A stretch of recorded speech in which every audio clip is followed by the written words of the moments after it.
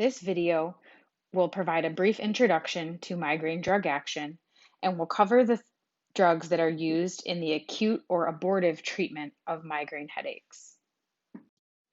There are several drug classes used in the treatment of migraines, and this video will focus primarily on some of those new drug classes, which include the ergot alkaloids and the triptans. Many of the other drug classes used for migraine treatment, especially acute migraine treatment, have been covered previously or will be covered in more depth at a later date. Let's take a moment to recall the pathophysiology of migraine. In migraine headache, there's an initial activation of the trigeminal nerve that results in CGRP release. This trigeminal nerve activation and CGRP release are controlled in part by the neurotransmitter serotonin. CGRP then induces vasodilation of cerebral vessels and promotes the release of inflammatory mediators such as prostaglandins. One of the ways we can think about migraine drug action is at which stage of pathophysiology the available drug agents intervene. For the step of activation of the trigeminal nerve and the release of CGRP, this is primarily where the serotonin agonist drugs are useful, and these include the ergot alkaloids and the triptans. These drugs are useful at this stage because their administration results in a decrease in neuronal activation and a decrease in the release of CGRP. At the stage of CGRP-induced vasodilation and the release of inflammatory mediators, some drugs that may be useful at this stage include the CGRP antagonists and the NSAIDs because they are known to decrease the synthesis and release of inflammatory mediators.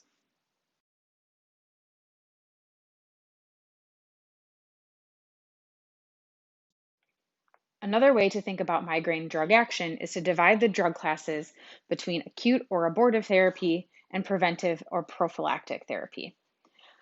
There are two different stages of migraine treatment. The first is acute or abortive treatment, and these are drug agents that are given at the first sign of an active migraine to help reduce the pain and severity of disability associated with that active migraine. The primary drug classes used for acute or abortive migraine therapy are the NSAIDs, the ergot alkaloids, and the triptans. There are also therapies that are used for preventative or prophylactic therapy. These are drugs that are given on a chronic or consistent basis, even during periods of time when migraines are not occurring, in order to reduce the number of migraine days per month. The drug classes available for preventative or prophylactic therapy include several beta blockers, some anti-epileptic drugs, a few antidepressant drugs, the CGRP antagonists, as well as a few other options. As I mentioned in the beginning, the primary drug classes we will focus on in this set of videos include the ergot alkaloids, the triptans, and in a later video, the CGRP antagonists. The other drug classes have either been covered previously or will be covered in more detail at a later date. First, let's start by discussing the primary drug classes that are used for the acute or abortive treatment of migraines. The first drug class used for acute or abortive migraine treatment are the NSAIDs. There are several over-the-counter options as well as prescription options within this drug class. The over-the-counter options include acetaminophen, Excedrin, which is the combination of aspirin, acetaminophen, and caffeine, ibuprofen, and naproxen. The primary prescription option is diclofenac. Drugs in this class were covered previously in the P1 year in the Integrated Pharmacotherapy 1 course. Take a moment to review your notes about these drugs and remind yourself of their mechanism of action. In general, the reason they are effective for acute or abortive migraine treatment is because they reduce the synthesis and therefore the release of inflammatory mediators like the prostaglandins, which are important for the generation of the inflammatory response and the pain that is associated with an active migraine.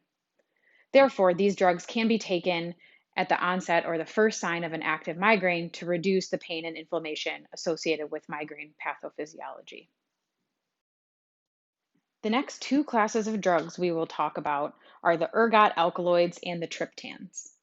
Both drug classes have serotonin agonist activity, and it is this stimulation of serotonin receptors that leads to their therapeutic benefit in migraine.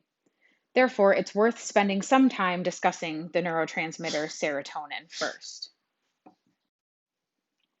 Serotonin pathways are found throughout the brain, but in general, serotonergic neurons originate in various regions of the brainstem. As you can see in the graphic on the left, serotonergic pathways or serotonergic neurons originate in the brainstem and project to several areas of the cortex as well as the cerebellum. If you compare this image with images we covered in migraine pathophysiology, it is clear that there is a significant component of serotonin in the brainstem, which is a region of the brain that's important for migraine pathophysiology and the generation of migraine pain. Therefore, it is not surprising that the neurotransmitter serotonin is involved in migraine pathophysiology. There are several different serotonin receptors that are expressed in the body. There are a number of serotonin receptors that are ion channels, and specifically serotonin 5-HT3 are all ligand-gated ion channels. The other serotonin receptors are all G protein coupled receptors. These include the serotonin receptors 1, 2, 4, and 7. These G protein coupled serotonin receptors couple to different G proteins. The primary subtype we are interested in for migraine therapy is the 5-HT1 subtype. As demonstrated in the image on the right, the 5-HT1 receptor couples to the inhibitory G proteins GI and O. This is relevant to the activity of the drugs we will discuss because even though they are agonists of the serotonin 5-HT1 receptor, in general, they produce inhibitory effects on neurotransmission and neurotransmitter release. The primary reason why activating the 5-HT1 subtype produces inhibitory effects is because it is located presynaptically and it is coupled to the inhibitory G proteins GI and O. We will discuss the presynaptic localization of the 5-HT1 receptor on a future slide. To summarize the most important aspects of serotonin pharmacology that are relevant for migraine treatment, serotonergic neurons are found throughout the brain, but they primarily originate in brainstem areas. There are many different serotonin receptors that exist, but the 5-HT1 subtype serotonin receptor primarily produces inhibitory effects when it is activated by an agonist drug like the endogenous neurotransmitter serotonin or one of the ergot alkaloids or triptans. The prototypical ergot alkaloid is called ergotamine. Ergotamine is a naturally occurring plant alkaloid that has non-selective serotonin agonist activity, meaning it non-selectively activates a wide variety of serotonin receptors. Today, it is the ergotamine derivative, dihydroergodamine, that is more likely to be used for migraine therapy rather than the original or prototypical ergot alkaloid, ergotamine. The ergot alkaloids produce their effects by non-selectively activating serotonin receptors, including the serotonin 5-HT1 receptor subtype that we discussed on the last slide. This non-selective activation of serotonin receptors causes cerebral vasoconstriction because it decreases the release of neurotransmitters and neuropeptides in the cerebral space where cerebral arteries are actively dilating or increasing in diameter. This results in the vasoconstriction of these cerebral arteries, which leads to reduced pain and inflammation in the dural space. As demonstrated in the graphic to the right, ergotamine, which is abbreviated ERG, and dihydroergodamine, abbreviated DHE, are both partial agonists at serotonin receptors, as evidenced by their approximately 50% maximal response compared to the endogenous neurotransmitter serotonin. However, what you can also glean from this figure is that they are more potent than serotonin because their dose response curves are shifted to the left, meaning it takes lower doses of these agents to produce their serotonergic effects. The fact that these agents are serotonin partial agonists is actually a benefit to their therapeutic use. Because serotonin is so widespread in the body and produces several physiologic effects both centrally and peripherally, a strong serotonin agonist would likely have far too many side effects to be useful as a drug. However, because ergotamine and dihydroergodamine are serotonin receptor partial agonists, their side effect profile is somewhat more favorable, yet they still produce strong, potent serotonergic activation, leading to vasoconstriction in the cerebral arteries, which is beneficial in migraine. On the other hand, given that these drugs are non-selective serotonin receptor agonists, they are more commonly used as later treatment options for the acute or abortive treatment of migraines because they do possess more side effects than some of the more selective drugs like the triptans. The two primary ergot alkaloid drugs that exist for migraine are dihydroergodamine and the prototypical drug ergotamine, which is more commonly given in combination with caffeine. As I mentioned on the last slide, these drugs are both non-selective serotonin receptor agonists that cause vasoconstriction in the cerebral arteries by decreasing the release of neurotransmitters and neuropeptides that are known to cause vasodilation. They essentially reverse this vasodilatory effect. Dihydroergodamine and ergotamine plus caffeine can both be given as acute or abortive migraine treatment. And for that reason, they come in various formulations that are beneficial for individuals with an active migraine who may be experiencing nausea and vomiting. Dihydroergodamine is available either as an injection or a nasal spray, whereas ergotamine plus caffeine is available as a tablet or a suppository. Both drugs are metabolized by the P450 enzyme CYP3A4, and therefore they can potentially interact with other drugs that are strong CYP3A4 inhibitors. Strong CYP3A4 inhibitors should be avoided, as should monoamine oxidase inhibitors, or MAOIs. Inhibition of either CYP3A4 or monoamine oxidase will reduce the metabolism of these drugs and lead to potentially toxic effects and enhanced side effects due to reduced metabolism. Given that these drugs are strong serotonin agonists, they should not be given within 24 hours of any other serotonin agonist like a triptan due to their potential for additive serotonergic effects and serotonin syndrome. Their primary side effects have to do with the cardiovascular system and the potential to cause cerebrovascular events like a stroke, given their strong vasoconstrictive activity. The ergot alkaloids produce cardiovascular effects because in the periphery, they are able to act very similarly to norepinephrine to cause strong peripheral vasoconstriction. Given these potential side effects, these drugs are contraindicated in individuals with uncontrolled hypertension and ischemic heart disease. They are also contraindicated in pregnancy because the ergot alkaloids can lead to uterine contractions and premature labor in pregnant women. The triptans are a class of drugs that are also serotonin agonists.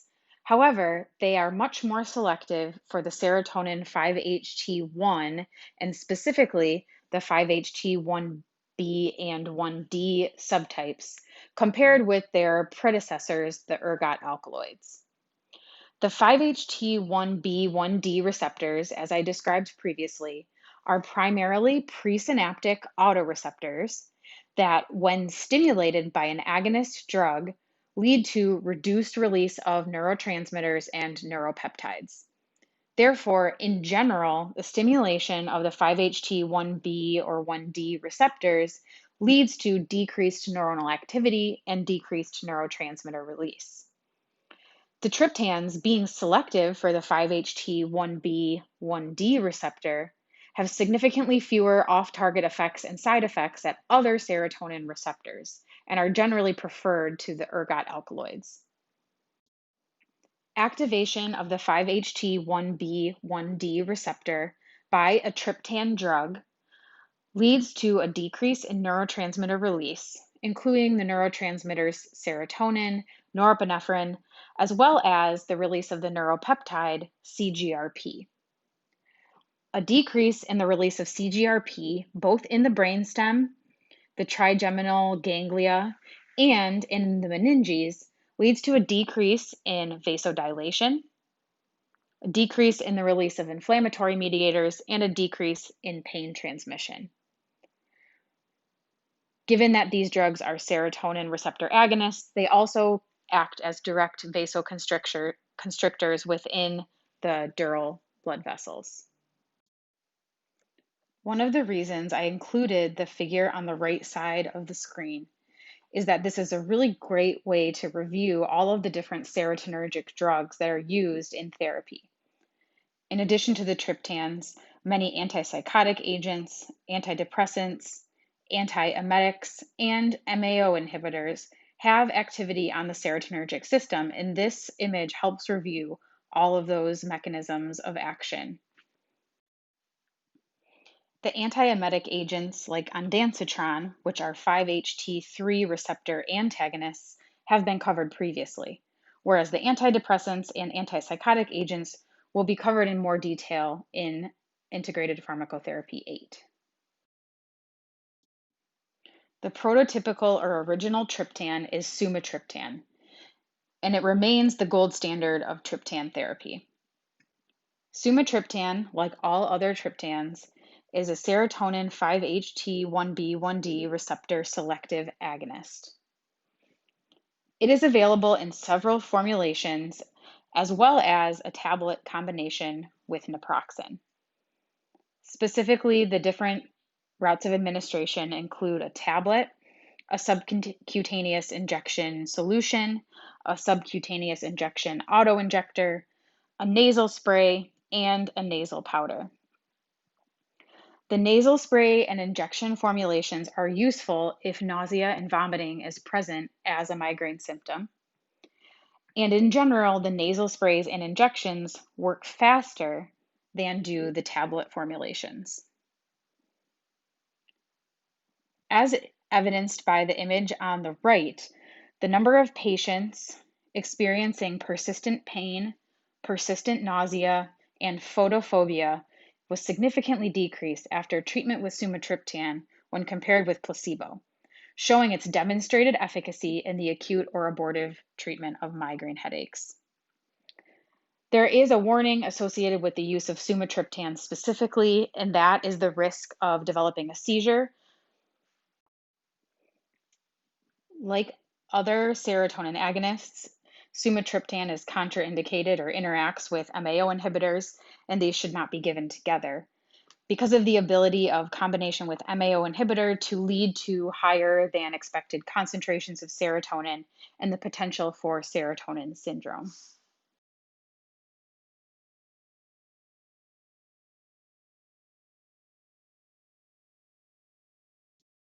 There are several other triptan drugs that can be used for migraine, and these include almatriptan, elatriptan, frovatriptan, naratriptan, rizatriptan, and zolmitriptan. All triptans are selective serotonin 5-HT1B, 1D receptor agonists. The only way that these different triptan drugs differ is in their half-life and their onset of action. In general, the longer acting drugs have a slower onset but a longer duration of action, which could be useful for prolonged migraines or when individuals experience multiple migraines shortly after one another. Whereas the short acting drugs have a faster onset and a shorter duration of action. So they are more likely to work quickly in a more severe migraine, but their duration is also shorter, and they may need to be redosed after a period of time. Specifically, most triptan drugs are considered short-acting, with the exception certainly of frovatriptan, which has a half-life of 27 hours, and naratriptan is also sometimes considered an intermediate or a long-acting triptan with a half-life of 5.5 hours. All triptans are available in an oral formulation, whereas sumatriptan is also available in the nasal and injection formulations we discussed previously. Rizatriptan and zolmitriptan are also available as oral disintegrating tablets, and zolmitriptan is also available in a nasal formulation. Their primary side effects are related to their serotonin agonist activity or increased serotonin levels. And these can include hypertension or increased blood pressure, the possibility of serotonin syndrome due to strong serotonergic effects, and these can be enhanced in the presence of other serotonergic drugs like SSRIs, SNRIs, or in the presence of an MAO inhibitor. And serotonin syndrome has a classic symptomatology of hypertension, tremor, increased body temperature, diarrhea, pupil dilation, and agitation. The use and overuse of triptan drugs can lead to medication overuse headache, or MOH. And ways to avoid medication overuse headache and the therapy of MOH will be discussed in the therapeutics. Triptans can also cause paresthesias or tingling in the extremities, as well as a side effect called tryptan sensations, which are pressure or heaviness in the chest and neck area. Those side effects typically go away with discontinuation or stopping the drug. Given these cardiovascular side effects, triptan drugs are typically not recommended to be used in cardiovascular disease like uncontrolled hypertension, ischemic heart disease, or peripheral vascular disease, or in cerebrovascular disease. And again, that's because of the vasoconstricting activity in the cerebral space that can lead to the potential for a stroke. Triptans should not be used within 24 hours of another serotonin agonist like a triptan or ergot alkaloid. And even though technically there could be the possibility of issues with combinations with selective serotonin reuptake inhibitors or serotonin norepinephrine reuptake inhibitors, because these drugs also increase serotonin levels, in general, not many interactions are seen with these drugs because the triptans are only taken sporadically when there is an active migraine, and they're not taken consistently over a long period of time. There are also a couple of miscellaneous drugs that can be used for acute or abortive migraine therapy, and these include lasmiditan and ubrogepant. Lasmiditan is a selective serotonin 5-HT1F agonist, which has a slightly different mechanism of action than the triptan drugs. And specifically, it is known to decrease the release of neurotransmitters like CGRP without causing direct vasoconstriction. And so this will be thought to reduce the cardiovascular side effects compared with the standard triptan drugs. It's available in a tablet, and its potential side effects include some dizziness, as well as the potential for serotonin syndrome, given that it is a serotonin agonist. Ubrogepant is a CGRP receptor antagonist, a small molecule drug. And we'll talk more about these in the preventative and prophylactic migraine therapy. Ubrogepant is a little different Even though it is a CGRP receptor antagonist, it is approved specifically for abortive migraine therapy in a tablet formulation, and should be avoided in individuals with renal or hepatic dysfunction because it can greatly alter the circulating levels of the drug, or in individuals taking strong CYP3A4 inhibitors, because that can inhibit ubrogepant metabolism and cause increased or toxic levels of the drug. For more information about the CGRP antagonist or inhibitor mechanism, take a look at the prophylactic migraine treatment video. There is another set of drugs I want to bring to your attention, even though these are not recommended for acute migraine therapy. And these are the barbiturate containing products. These drugs are more commonly used to treat tension type headache. However, you may still see them being used for acute or abortive migraine therapy, even though they are not recommended, and therefore they are worth mentioning. These are drugs that contain the barbiturate or the sedative butalbital. They also contain caffeine and either acetaminophen or aspirin. The combination with acetaminophen is Fioricet, which also comes in a Fioricet with codeine combination. And the combination with aspirin is Fiorinal, which also comes in a Fiorinal with codeine combination. All of these drugs are Schedule III controlled substances, with the exception of Fioricet, which has an exemption. The issue with these drugs is that there is a significant risk of dependence due to the use of the butalbital barbiturate with or without codeine, which also has a risk of dependence. And because of that, whenever these drugs are discontinued or stopped, they need to be tapered due to the risk of causing a withdrawal syndrome upon abrupt discontinuation. They do have some abuse liability given the presence of the butalbital barbiturate, and really they have lower efficacy than many of the other options that are available for abortive migraine therapy, and therefore they are not recommended. When they are used, some things to look out for are the presence of nausea and vomiting and constipation due to the addition of codeine. And there is also additive sedation of these drugs, specifically butalbital and codeine. And if they would be combined with alcohol, there is even further additive sedation that could be problematic because of enhanced respiratory depression.